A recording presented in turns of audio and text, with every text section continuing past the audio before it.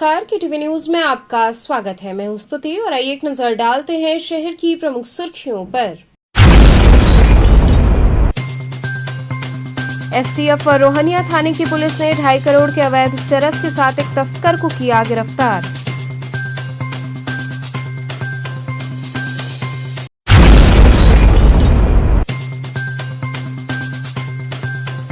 दीनदयाल हस्तकला संकुल में मुख्यमंत्री युवा उद्यमी ऋण वितरण कार्यक्रम का हुआ आयोजन।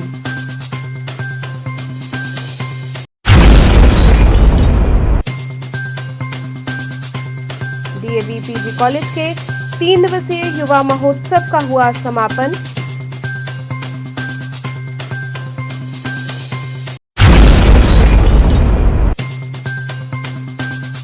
और अंतर्राष्ट्रीय महिला दिवस से पूर्व युवा फाउंडेशन द्वारा साप्ताहिक सुरक्षा पखवाड़े के तहत चलाया गया जागरूकता अभियान। और अब खबरें विस्तार से। एसटीएफ और रोहनिया थाने की पुलिस ने 2.5 करोड़ के अवैध चरस के साथ एक तस्कर को गिरफ्तार किया। एसटीएफ वाराणसी व थाना रोहनिया की संयुक्त पुलिस टीम द्वारा कुल 5 किलो 400 ग्राम अवैध चरस के साथ अंतर्राज्यीय तस्कर रामबाबू को गिरफ्तार किया गया। बरामद चरस की अनुमानित कीमत करीब 2.5 करोड़ रुपए बताई जा रही है। ऑपरेशन चक्रव्यूह के तहत मुखबिर की सूचना पर चेकिंग के दौरान एसटीएफ वाराणसी व थाना रोहनिया की संयुक्त पुलिस टीम द्वारा अभियुक्त रामबाबू निवासी जैतपुरा जनपद वाराणसी को मोहनसराय अंडरपास थाना रोहनिया वाराणसी से अवैध चरस के साथ गिरफ्तार किया गया। उक्त गिरफ्तारी व बरामदगी के आधार पर थाना रोहनिया पुलिस द्वारा मुकदमा पंजीकृत कर अग्रेतर विधिक कार्रवाई की जा रही है। अभियुक्त रामबाबू ने पूछताछ करने पर बताया कि मैं चौक निवासी एक युवक का पुराना दोस्त हूं।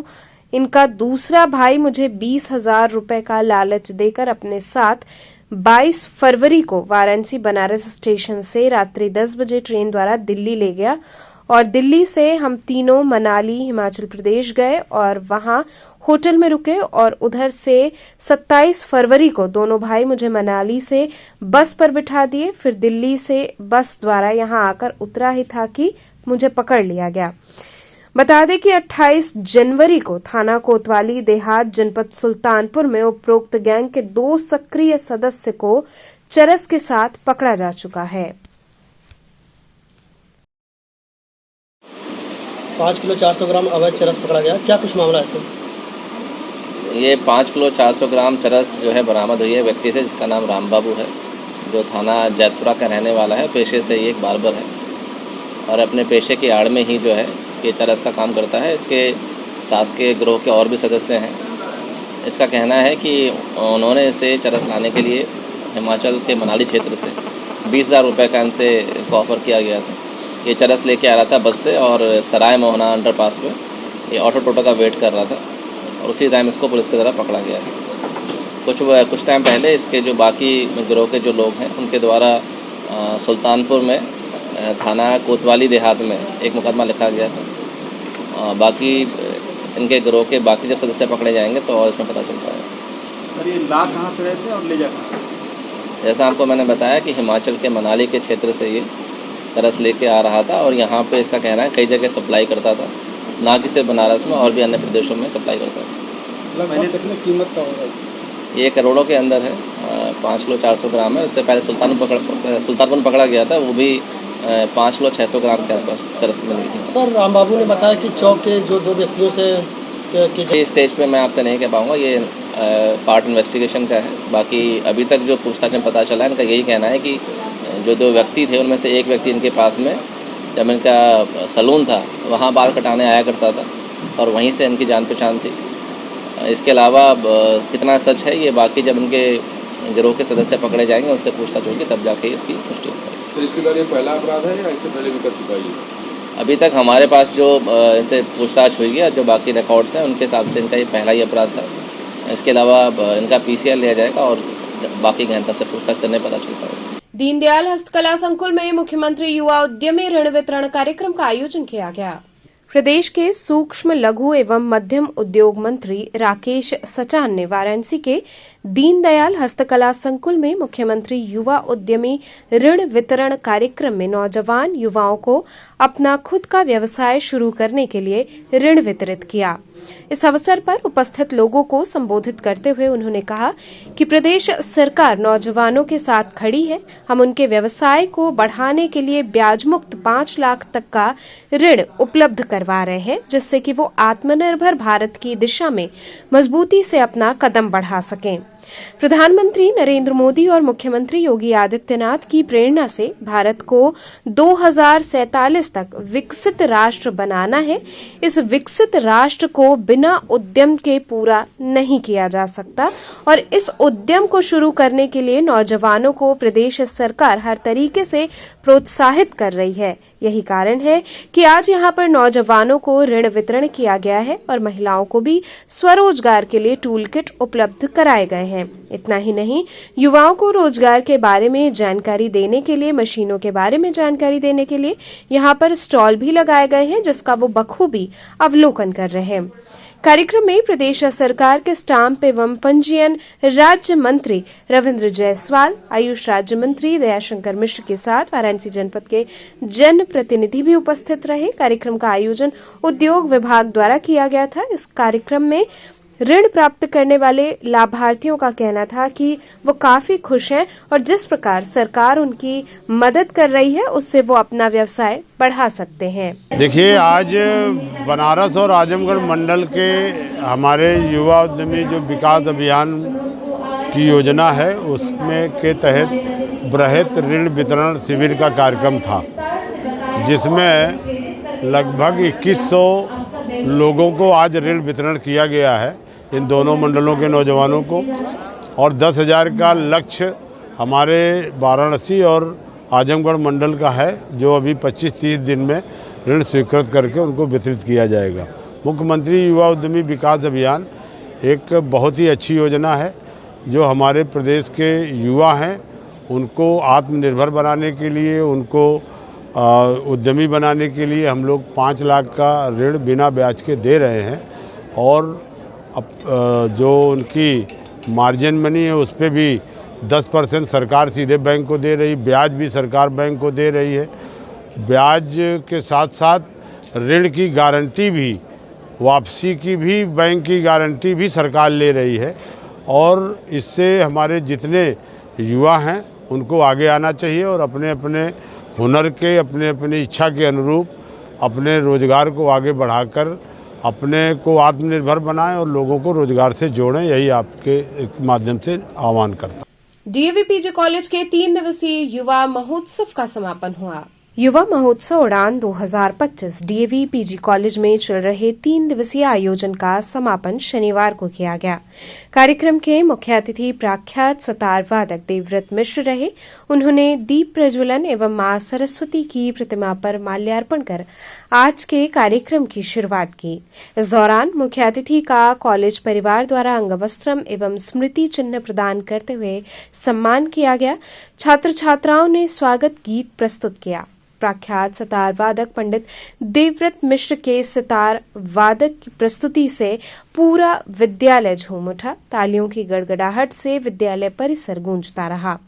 युवा महोत्सव में भाग लेने वाले छात्र छात्राओं को मुख्य अतिथि ने अपना आशीर्वाद दिया एवं उनके उज्जवल भविष्य की कामना की। छात्र छात्राओं को पुरस्कृत किया गया। इस अवसर पर प्रबंधक अजीत सिंह, प्रोफेसर मिश्री लाल, कार्यवाहक प्राचार्य डॉक्टर तरु सिंह, प्रोफेसर राहुल सहित बड़ी संख्या में छात्र छात्राएं उपस्थित रहे।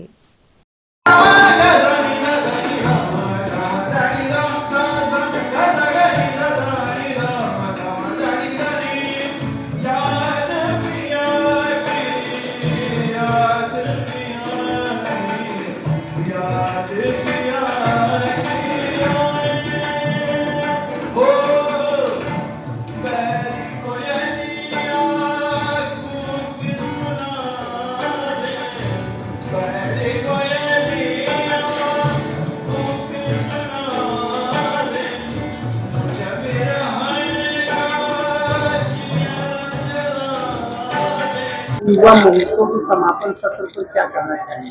देखिए, डीएवी पीजी कॉलेज वाराणसी में एक अपना स्थान रखता है और यहाँ पर आज युवा उत्सव उड़ान का समापन समारोह है, जिसमें मुझे मुख्य अतिथि के रूप में आमंत्रित किया गया है।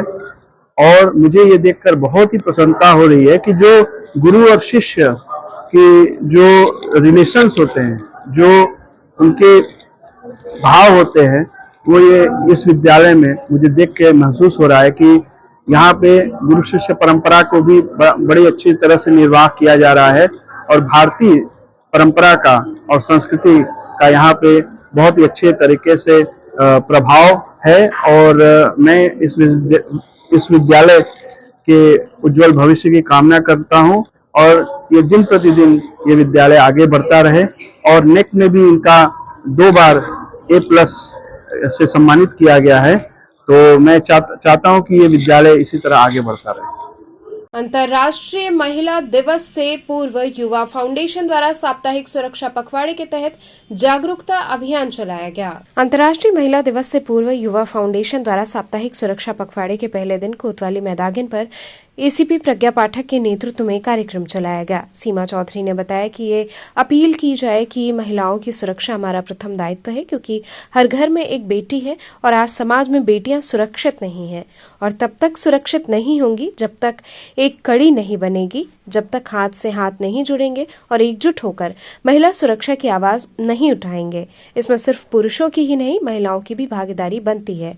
युवा फाउंडेशन के सदस्य लगातार मासूम बच्ची और महिलाओं की सुरक्षा और सम्मान के लिए जागरूकता अभियान चलाते आ रही है। उसी कड़ी में साप्ताहिक सुरक्षा पखवाड़ा, जो कि अंतर्राष्ट्रीय महिला दिवस से पूर्व चलाया जा रहा है, जिसमें ज्यादा से ज्यादा लोगों को जागरूक करने का उद्देश्य है। इस दौरान लोगों ने शपथ ली। कार्यक्रम में विकास श्रीवास्तव, सलीम जावेद, विकास मौर्य, विशाल सिंह इत्यादि लोग शामिल रहे।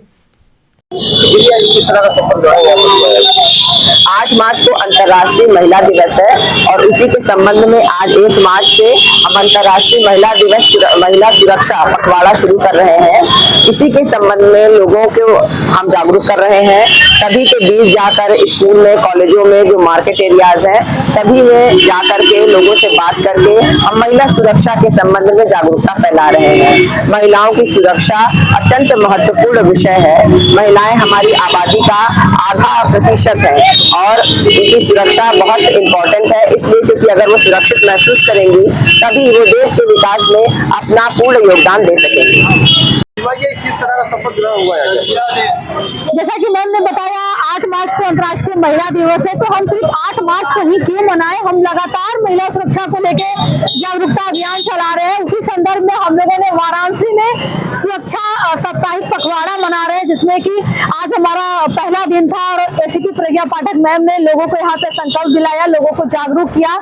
यहाँ पे युवा फाउंडेशन के सदस्य लोग हैं और हम लोग लगातार इस पखवाड़े को आगे बढ़ाएंगे।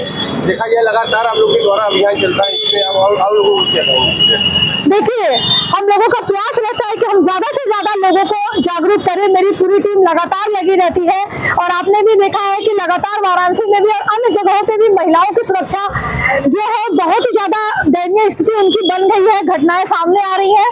तो अन्य जगहों पे भी लोगों से यही अनुरोध है कि आप भी आगे आए और जागरूक हो। और जब तक लोगों को जागरूक नहीं करेंगे, खुद नहीं होंगे, महिला सुरक्षा में बदलाव नहीं आएगा।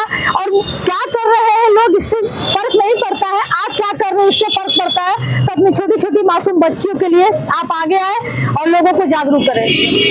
यह वक्त तो चला एक छोटे से ब्रेक का। बने रहिए केटीवी न्यूज के साथ।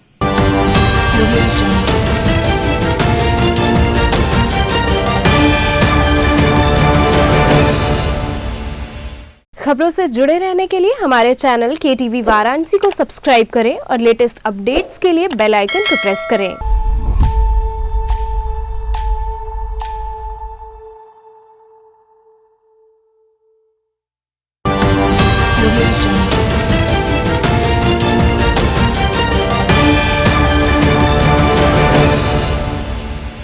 खबरों से जुड़े रहने के लिए हमारे चैनल केटीवी वाराणसी को सब्सक्राइब करें और लेटेस्ट अपडेट्स के लिए बेल आइकन को प्रेस करें। ब्रेक के बाद आपका स्वागत है। लंका पुलिस ने 25 लाख की अवैध शराब के साथ एक शराब तस्कर को गिरफ्तार किया। डाफी के पास लंका पुलिस ने शुक्रवार को डीसीएम से 320 पेटी अवैध शराब की खेप पकड़ी। एक तस्कर को भी गिरफ्तार किया गया। बरामद शराब की कीमत 25 लाख रुपए बताई जा रही है। एसीपी भेलूपुर डॉक्टर ईशान सोनी ने बताया कि शुक्रवार को लंका पुलिस चेकिंग कर रही थी। इस दौरान बिहार की ओर जा रहे डीसीएम चालक ने भागने का प्रयास किया। घेराबंदी कर उसे पकड़ा गया। वाहन की तलाशी में शराब की बड़ी खेप मिली। पकड़ा गया चालक आलोक मैनपुरी के कुरावली थाना क्षेत्र के सूरजपुर का निवासी है। उसने बताया कि वो वाहन स्वामी के साथ मिलकर शराब और बियर की तस्करी करता है। बिहार में शराब बंदी है, इसलिए पंजाब से शराब खरीदकर वहां ऊंचे दाम पर बेचते थे। पंजाब में 250 से 400 रुपए में शराब खरीदकर बिहार में 1000 से 1400 रुपए में बेचते थे। बीते 3 साल से इस काले कारोबार में सक्रिय थे। ये वाराणसी कमिश्नरेट में पुलिस आयुक्त महोदय के चलाए गए अभियान ऑपरेशन चक्रव्यूह के तहत डीसीपी काशी एवं एडीसीपी काशी के नेतृत्व में संदिग्ध वाहन की चेकिंग की जा रही थी। उसी में 28 फरवरी 2025 को एक संदिग्ध वाहन को रोका गया, उसको चेक किया गया। उसमें अवैध शराब बरामद हुई है, कुछ 320 पेटी शराब जिसकी कीमत कुछ 25 लाख है मार्केट में, ये बरामद हुई है। ये पंजाब से लेके बिहार ले जाई जा रही थी, जहां ऊंचे दामों में इसको बेचा जाता है। इसी कार्रवाई के क्रम में थाना लंका पर मुकदमा पंजीकृत किया गया है। अग्रिम विधिक कार्रवाई की जा रही है। सर, किस तरह से छुपा कर लेकर जा रहे थे? ये एक ट्रक में नारियल के नीचे जो है उसको दबाकर छिपाकर उसको ले जा रहे थे। ये कहाँ से कहाँ के लिए जा रहे थे सर? ये इसका ओरिजिन पंजाब से हुआ था, ये बिहार के लिए जा रही थी। अभियुक्त भी इस पे पकड़े गए सर? इसमें एक अभियुक्त जो है वाहन चालक वो गिरफ्तार किया गया है। बाकियों की जांच की जा रही है। जो जो इसमें इन्वॉल्व होंगे सबको जेल भेजा जाएगा, विधिक कार्रवाई की जाएगी। पकड़ने वाली टीम को सर कोई इनाम? इसमें डीसीपी काशी महोदय द्वारा टीम के हौसला वर्धन के लिए 25,000 रुपए का इनाम घोषित किया गया। महंगाई के खिलाफ सपा कार्यकर्ताओं ने विरोध स्वरूप गंगा में अर्धनग्न होकर प्रदर्शन किया। देश में लगातार बढ़ती महंगाई के खिलाफ समाजवादी बाबा साहेब अम्बेडकर वाहिनी के महानगर अध्यक्ष अमन यादव के नेतृत्व में मां गंगा की गोद में अर्धनग्न होकर विरोध प्रदर्शन किया गया। इस दौरान थाली घंटा पीट कर प्रधानमंत्री को जगाने का प्रयास किया गया। इस विरोध प्रदर्शन के जरिए सरकार की जन विरोधी नीतियों के खिलाफ जनता के आक्रोश को प्रकट किया गया। अमन यादव ने कहा कि पेट्रोल, डीजल, रसोई गैस, सब्जियां और अन्य आवश्यक वस्तुओं के दाम आसमान छू रहे हैं। जनता का जीवन कठिन हो चुका है, लेकिन सरकार केवल मूक दर्शक बनी हुई है। राहुल यादव ने कहा कि अगर महंगाई पर जल्द से जल्द नियंत्रण नहीं किया गया तो जनता सड़कों पर उतरकर और उग्र आंदोलन करेगी। इस विरोध प्रदर्शन में प्रमुख रूप से अमन कुमार, संदीप यादव, अश्विनी सिंह, शुभम यादव सहित कई कार्यकर्ता उपस्थित रहे।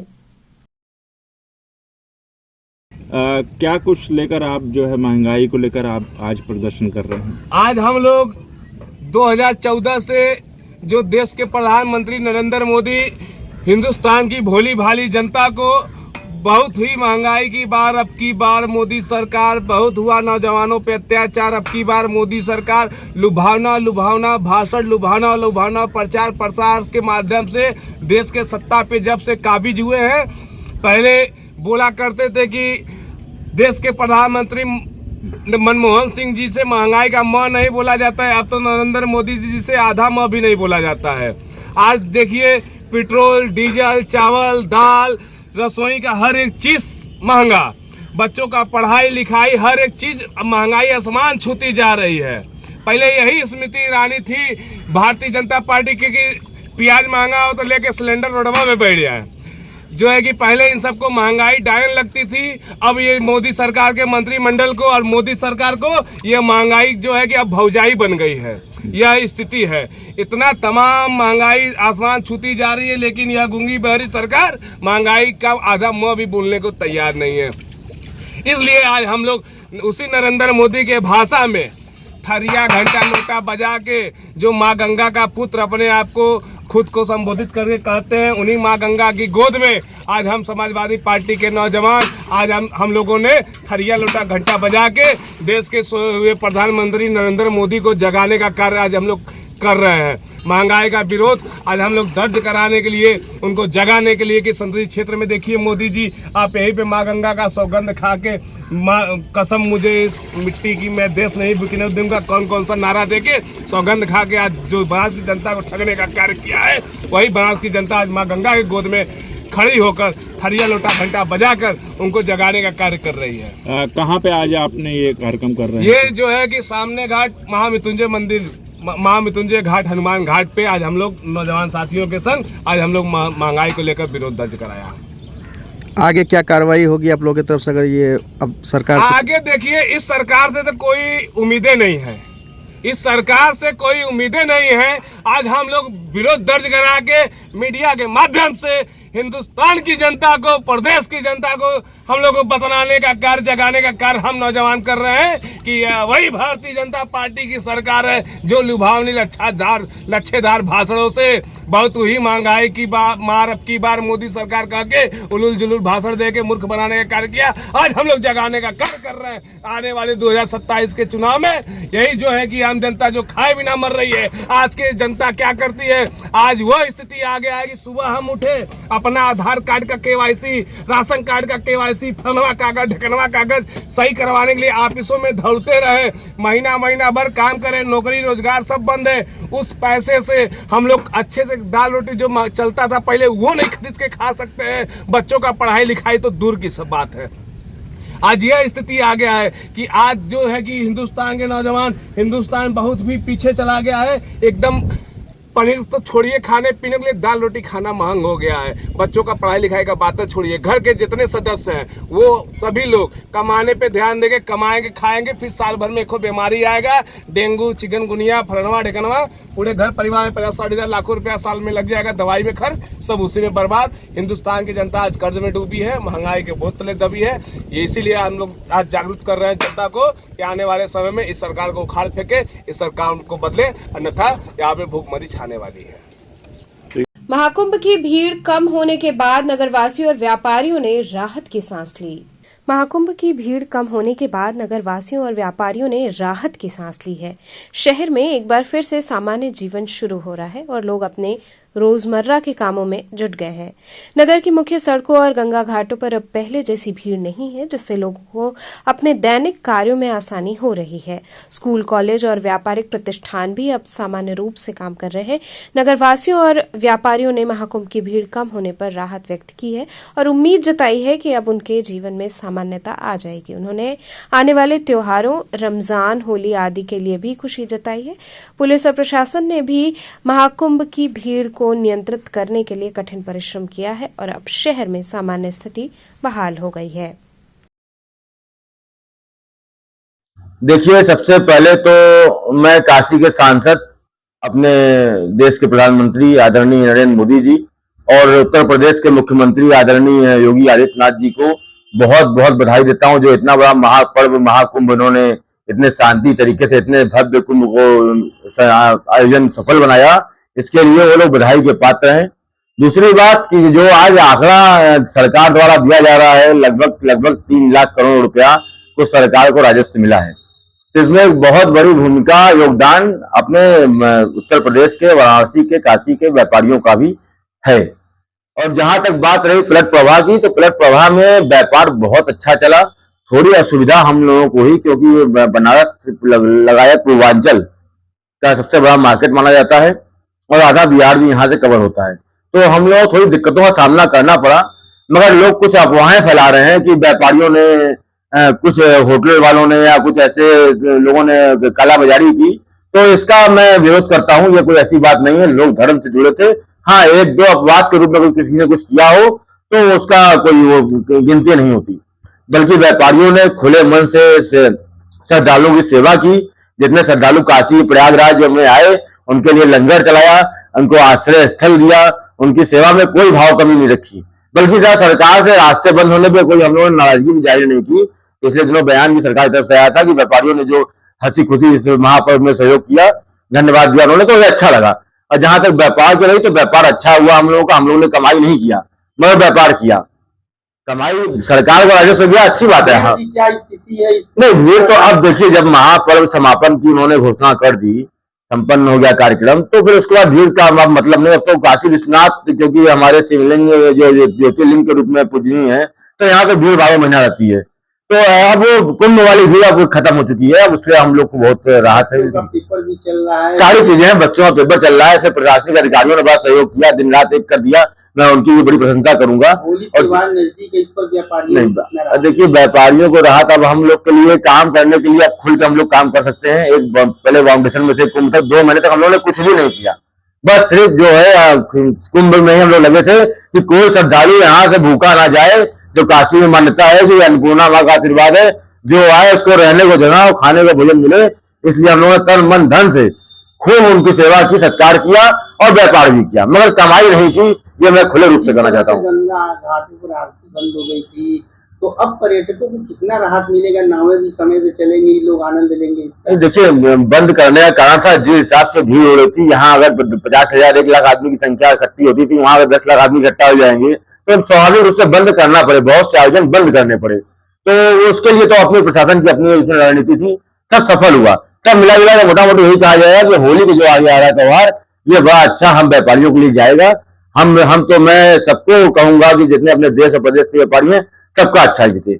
डॉक्टर वकील साहब, क्या है किस तरह का जो पलटवार से काफी भीड़ शहर में आई थी, अब क्या लगता है लोगों को राहत मिलेगी? बिल्कुल राहत मिलेगी और मिल रही है, क्योंकि शासन और प्रशासन ने बड़ी अच्छी व्यवस्था की थी। इतने ज्यादा दर्शनार्थी आए थे, लेकिन उनका इंतजाम प्रशासन ने बहुत अच्छे तरीके से किया। कानून व्यवस्था अपने बहुत अच्छे तरीके से, ट्रैफिक का भी उन्होंने किया। स्कूल वगैरह सब ऑफ थे, लेकिन अब स्कूल वगैरह के भी एग्जाम स्टार्ट हो गए हैं। अब नॉर्मल लाइफ जो है काशी की स्टार्ट हो गई है। इतनी ज्यादा भीड़ थी और सारे होटल, सारे रेस्टोरेंट, सारे खान पान की जो बिक्रियां जो है बहुत अधिक मात्रा में हुई। लेकिन अब जो है व्यापार भी इम्प्रूव होना चाहिए, लेकिन इस बार होली और ईद को देखते हुए ये व्यापार इम्प्रूव होगा, क्योंकि ईद और होली दोनों ही पर्व एक साथ है, तो इसलिए बहुत अच्छा जो है बिजनेस का लोगों को राहत मिलेगा। लोगों को अवश्य राहत मिलेगी। गंगा घाटों पर भी नावें बंद हो गई थी, आरती बंद हो गया था, तो सब इससे पर्यटकों को भी काफी दिक्कतें होती थी। बिल्कुल, लेकिन वो एक आरती जो बंद हुई थी उसका एक रीजन था, इतनी ज्यादा भीड़ हो रही थी, उसको जो है रोकने के लिए ये हुआ था। लेकिन अब सुचारू रूप से फिर स्टार्ट हो जाएगा और नाव का संचालन भी स्टार्ट हो जाएगा। बहुत लोगों को राहत मिलेगी और उम्मीद करते हैं अब जो है काशी की नगरी जो है स्वच्छ एवं साफ पहले भी थी, अब और साफ रहेगी और जाम की समस्या से दूर मिलेगी और नॉर्मल जो है लाइफ स्टार्ट हो जाएगी। तो चलते चलते पुनः एक नजर डालते हैं शहर की प्रमुख सुर्खियों पर। एसटीएफ और रोहनिया थाने की पुलिस ने 2.5 करोड़ के अवैध चरस के साथ एक तस्कर को किया गिरफ्तार।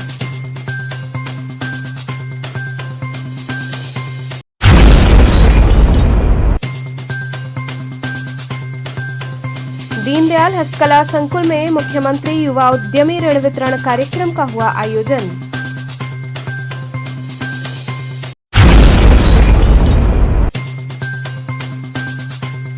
डीएवी पीजी कॉलेज के 3 दिवसीय युवा महोत्सव का हुआ समापन।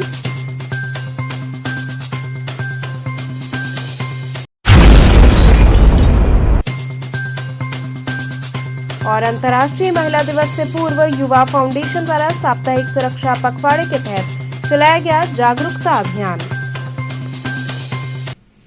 तो थे आज के समाचार, कल फिर होगी मुलाकात, तब तक के लिए नमस्कार।